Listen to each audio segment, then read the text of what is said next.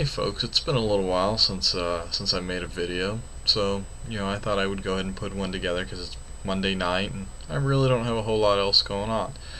So recently I went and saw the new Star Trek movie, Star Trek Into Darkness, and it seemed like a fun thing to talk about. Let me preface what I'm about to say with the fact that yes, I am a giant Star Trek nerd. Just in case you didn't already know this. But I have kind of mixed feelings about this new movie. On the one hand, I think that it's a very good film in the fact that it's bringing in a lot of interest from a new set of fans. Let's be honest, those of us who've been longtime fans, those of us who are the kind of diehard fans, we go to the conventions, we collect the memorabilia. We've always kind of had a hobby that maybe was seen a little outside of the mainstream. And what the new J.J. Abrams movies have done, both of them, is they've made Star Trek far more accessible. Star Trek was always a little outside of the mainstream, in part because of how cerebral it was. And because of that, it tended to make it something that wasn't always accessible to the general public. It wasn't always something that the general public had an interest in, and because of that, it's always been kind of a niche. It's been a very powerful one. I mean, obviously, the TV show, originally aired in 1966, and here we are in 2013, and we just released another movie as part of the franchise. But it's a long way from a bunch of people standing around a table discussing intergalactic diplomacy to this latest film, which is visually spectacular, full of action. Kirk and Spock jumping off a cliff and swimming to a submerged Enterprise, which I still don't fully understand why the ship was underwater, but it looked cool. But what this has done is it has brought in a lot of fresh blood. It's brought in a lot more people my age and younger who now have an interest in not just the J.J. Abrams series, but in Star Trek as a whole. So I think it's been very good from that aspect, especially given the fact that the last TV show, Enterprise, which, again, this will give you some idea of the kind of nerd that I am, I liked Enterprise. I was a big fan of Enterprise. I thought it was a very good series. I thought it did a very good job of kind of getting back to the basics of Star Trek as far as character-driven exploration, story-driven episodes, more than a lot of the technology. And that was one thing I genuinely enjoyed about the TV show, was in the series Enterprise, Captain Archer did not have the most advanced starship out there. So they were stuck having to make up for a deficit in technology often by their wits, which really is kind of a core value in my mind of the original Star Trek. I mean, look at Kirk and the Corbinite maneuver. Again, having to use your wits to overcome a deficit in something else. So, after the kind of disappointing end of Enterprise, Star Trek more or less went into hiatus for a number of years. And that's when J.J. Abrams was brought in to reboot the series in a way that could be both financially successful to the studios producing it, as well as something that, again, was accessible to the masses. And in that, he was successful, and he did very well, and I think he should be applauded for that, helping to bring in some fresh blood, some fresh air into the franchise. Now, with that said, I also have some great reservations about the new film. It is the third Star Trek film to feature a corrupt admiral trying to start a war, most notably the Undiscovered Country, with Admiral Cartwright trying to play off of the Klingons and trying to start a conflict there, as well as Admiral Matthews in Insurrection. and then we see this played out again with Admiral Marcus in the latest film.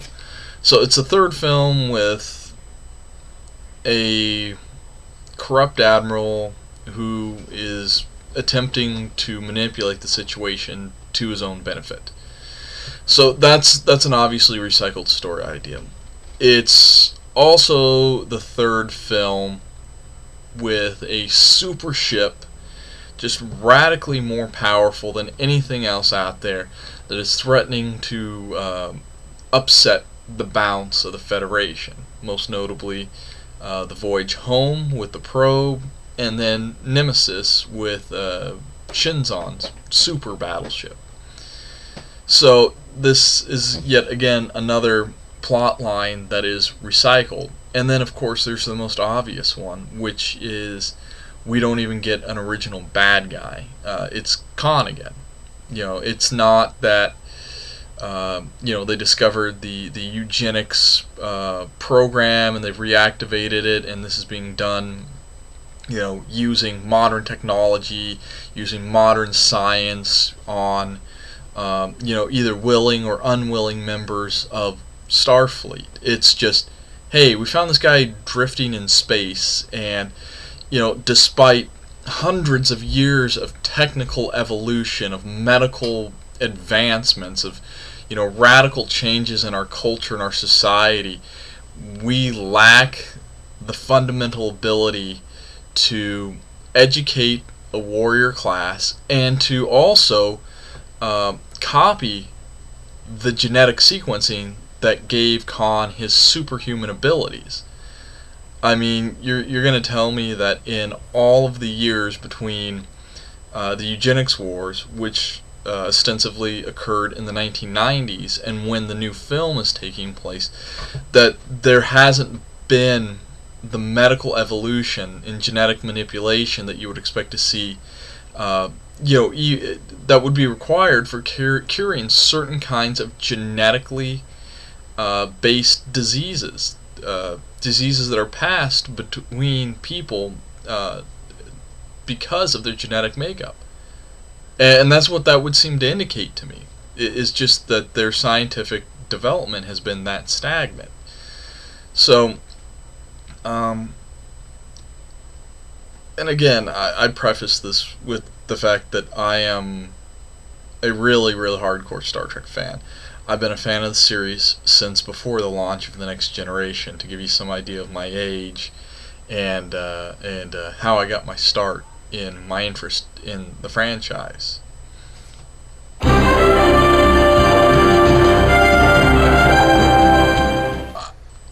I'm not really going to try to nitpick the movie apart too much, because again, I try to approach it as something that's not designed as traditional Star Trek hard science fiction canon, but it's something that's meant more to be consumed and enjoyed by the public en masse. So I won't talk at all about how rather than when the ship loses power and everybody's tumbling over end and falling over banisters and getting smashed against equipment as the ship drifts towards Earth, that in reality, if you lost gravity that distance from Earth, people would just slowly float into bulkheads. Or how the new Miracle warp drive has made it so that the Enterprise is able to travel almost instantaneously from the Klingon homeworld to the seat of the Federation, that is Earth, something that in the quote-unquote Prime universe would take months to do. No, I'm not going to touch on those at all. But I will say this in conclusion. I am somewhat divided on this. I really enjoyed the first about 20 minutes. Basically everything right up to the fight with the Klingons on the Klingon homeworld. I thought they did a really good job of addressing the absolutely asinine idea of the captain in a day plot point from the last movie. And that, no matter how good you are, no matter how much of a genius you are, you can't basically graduate from college and immediately take command of the flagship of a galactic empire. I thought that they did a really good job of addressing that. I thought they did a really good job of playing with the relationship between Kirk and Pike, between Kirk and Spock. I'm still not really understanding the whole Spock Uhura love thing that's going on, but again, I'm not here to pick apart the movie part by part. So the first 20 minutes I really did enjoy. And the remainder of the movie was okay. And that's where I'll leave it, is that on this film, I'm kind of divided.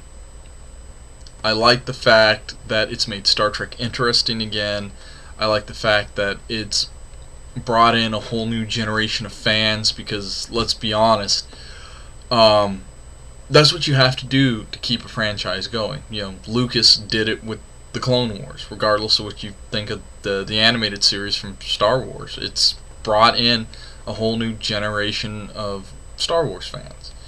And that's what the Abrams movies will do for Star Trek. No, they're not as cerebral as, Star Trek 6 might be. I know I've seen a lot of people talk about, well, they would have liked to have seen maybe the movies done by Ronald D. Moore, who wrote some of the most interesting scripts in several of the Star Trek series. If Ronald D. Moore had been given it, yes, we would have gotten a film that was entertaining, that was deep, that was cerebral, that was wholly part of the Star Trek universe and original, and it would have been a movie for Star Trek fans. And we would have been right back where we were, where we would have had a great film, but it wouldn't have done anything to expand the fan base. So, my opinion is, you have to take the new film for what it is. The old movies are still there. The original series, The Next Generation, Deep Space Nine, Enterprise, they all still exist. A lot of the soft canon in the form of the novels and some of the web series that have been created, that is all very high quality. That all still exists. The fan made web series, which I think are very good, those all still exist. So Star Trek still exists for the old school, hardcore, con-going fans. But the movies that J.J. Abrams have created have also given Star Trek a future. A future that we may not have gotten if the movies had been done in more of a traditional, highbrow, intellectual kind of bent that a lot of Star Trek fans are used to. So take it for what it's worth. I know there's a lot of people on both sides of the fence who disagree with me. Folks who absolutely hate the movie, and people who, also at the same time really can't get into the older films and the TV series, but they love the new films. So this is just one man's opinion. I appreciate your watch, and have yourself a great day. Live long and prosper.